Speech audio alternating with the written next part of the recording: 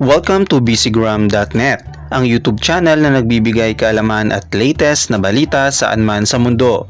Sa episode natin ngayon ay babahagi namin sa inyo ang tungkol sa mga natanggal o na-retrench na ABS-CBN employees matapos ang network shutdown. Balitang nakatanggap pa rin sila ng bonus ngayong Kapaskuhan kahit wala na sila sa nasabing network. Aalamin natin ang detalye tungkol dito, pero bago ang lahat, kung di ka pa nakapag-like at subscribe sa bcgram.net YouTube channel ay mag-like at subscribe ka muna, pindutin ang notification bell para ma-notify ka sa mga susunod nating mga videos.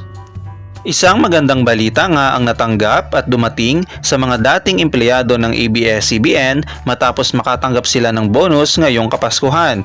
Kahit pa wala na sila sa TV network at hindi na full operation ang ABS-CBN sa Free TV. Talaga naman na may hatid na liwanag at ligaya ang Kapamilya Network ngayong Kapaskuhan, hindi lang sa mga natirang Kapamilya stars at employees o yung mga nanatiling kapamilya matapos ipasara ang ABS-CBN, kundi maging sa mga na-retrench na manggagawa during the pandemic o yung mga natanggal matapos mag-shutdown ang ABS-CBN matapos tanggalin ang TV franchise nito noong July 2020.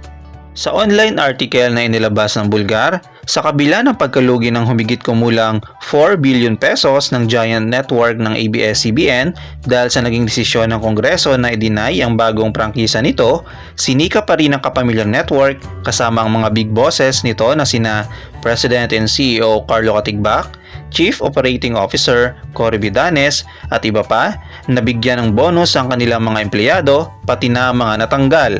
Ilan nga sa mga dating empleyado na nakatanggap ng kanilang bonus ang hindi napigilang i-post sa social media ang nararamdamang tuwa dahil matapos matanggap ang balitang ito at mahawakan mismo ang natanggap na bonus.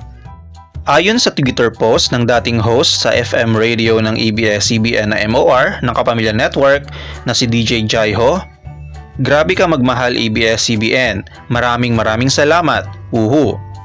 Nagpahayag din ng kanyang saloobin ang writer ng It's Showtime na si Alex Calleja sa kanyang social media accounts. Ayon sa kanyang pahayag, "How can you not love a company that still gives no matter what the situation is? Salamat ABS-CBN. #Kapamilya Forever."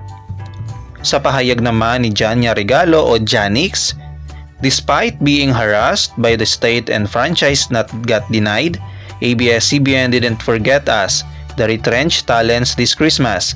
A surprise holiday cash gift came early. Salamat Kapamilya. I can't thank ABS-CBN enough." Nakakatawa lang kasi one of the reasons kaya ito pinatigil dahil daw sa trato nito sa kanyang empleyado. Pero look at us having our separation pay plus Christmas bonus and incentives even though since nung August pa kami retrench. Gayun din naman ay in-retweet ng comedian, host, director na si John Sweet Lapus ang ipinost ni Janix sa Twitter. Ang mensahe ni John Sweet Lapus sa retweet niya ay, "Sobra, iyak ako ng iyak. Salamat ABS-CBN." Bukod nga dito ay mayroon na ring na-retrench na empleyado ng ABS-CBN ang nakatanggap ng sulat at nagsasabi na pinababalik sila sa Kapamilya Network upang magtrabaho muli sa ABS-CBN na media giant. Matatandaan na matapos ang ABS-CBN shutdown, nang hindi mabigyan ng panibagong 25-year franchise ay naglabas ng pahayag ang network na magtatanggal sila ng empleyado na maganap na nga noong August 31, 2020.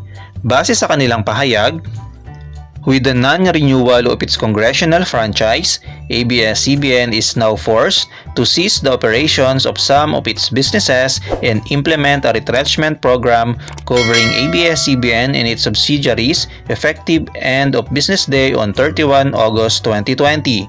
We are doing all we can to mitigate the pain that will be felt by those affected, including paying out separation and retirement benefits and providing job placement programs. The loss of their jobs comes at a time when the uncertain and perilous impact of the COVID-19 pandemic further makes our decision truly difficult, but inevitable. As much as it hurts us to implement this retrenchment program, this is the only way to ensure the continued employment of the rest of our kapamilya. For those who are affected, we pray for you and your families. that you may have strength and guidance to deal with challenges ahead. For all that you have done for ABS-CBN, maraming salamat po. Bukod dito ay naglabas din sila ng pahayag tungkol sa pagkalugi ng kanilang kumpanya matapos ang ABS-CBN shutdown. Ayon sa article ng Manila Standard, sinabi ng ABS-CBN Corporation na nagdulot ito ng net loss na halos 4 billion pesos sa unang kalahati ng taon matapos na utusan ito ng gobyerno na ihinto ang mga pagpapatakbo ng broadcast noong May 2020.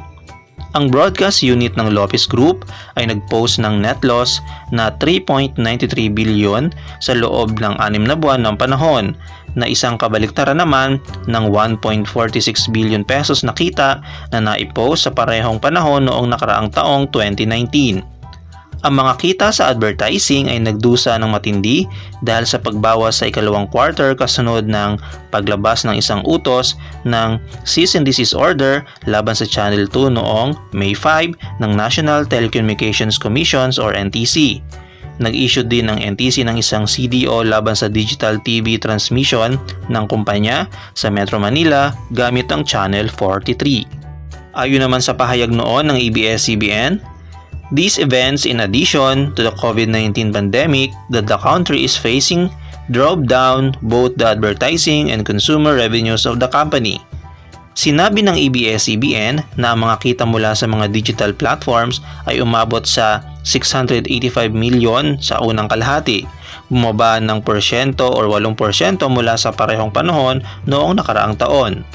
Ayon pa sa kanila, after NTC issued the CDO to the company, prohibiting free-to-air broadcast operations, daily active users for I1 platform reach over 1 million and daily views of over 1.6 million.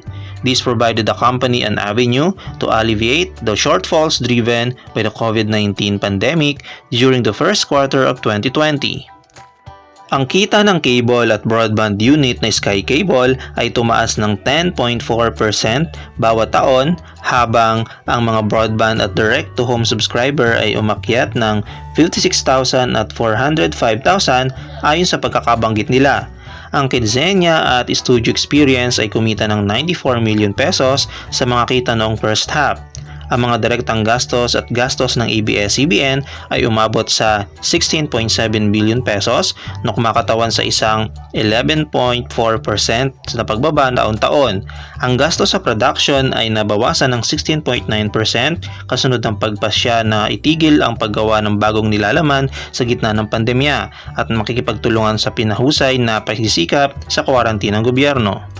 Kasalukuyan nga ay patuloy pa rin na lumalaban ng ABS-CBN sa Philippine media and entertainment world.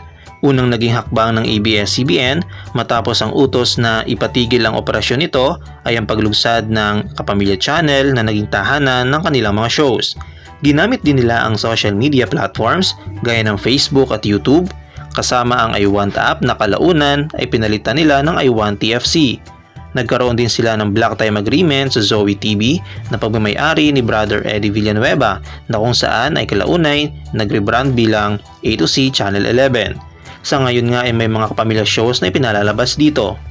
Ang huling update nga ay naging available na din ng A2C Channel 11 sa mga digital boxes gaya ng ABS-CBN TV Plus para mapanood ng mga loyal kapamilya supporters, gayon din sa iba't ibang cable provider sa bansa.